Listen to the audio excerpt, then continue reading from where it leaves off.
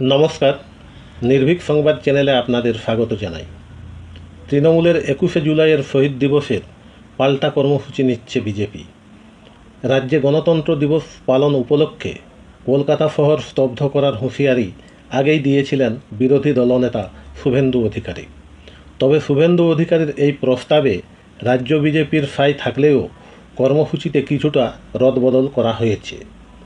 বিজেপির রাজ্য সভাপতি সুকান্ত মজুমদার দলের কর্মসমিতির বৈঠকে জানিয়েছেন, শুধু কলকাতাতেই নয়, রাজ্যে গণতন্ত্র হত্যা দিবস পালনের কর্মসূচি রাজ্য জুড়েই পালন করা হবে।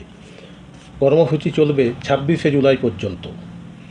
একদিকে যখন ধর্মতলায় তৃণমূলের 21শে জুলাইয়ের শহীদ স্মরণ কর্মসূচি রয়েছে, তখন অন্যদিকে বিজেপির কলকাতা উত্তর ও কলকাতা দক্ষিণ সাংগঠনিক জেলা নেতৃত্ব উত্তর কলকাতার বটতলা, মানিকতলা, শ্যামপুকুর, বড়বাজার, জোড়াসাঁকো ও হেয়ার স্ট্রিট থানায় বিক্ষোভ কর্মসূচি স্থির করেছে।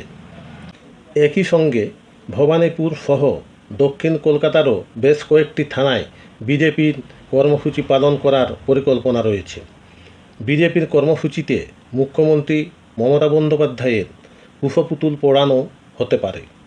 বিজেপির এই কর্মসূচির জন্য গোটা কলকাতা শহরে অতিরিক্ত পুলিশ বাহিনী মোতায়েন করা হচ্ছে।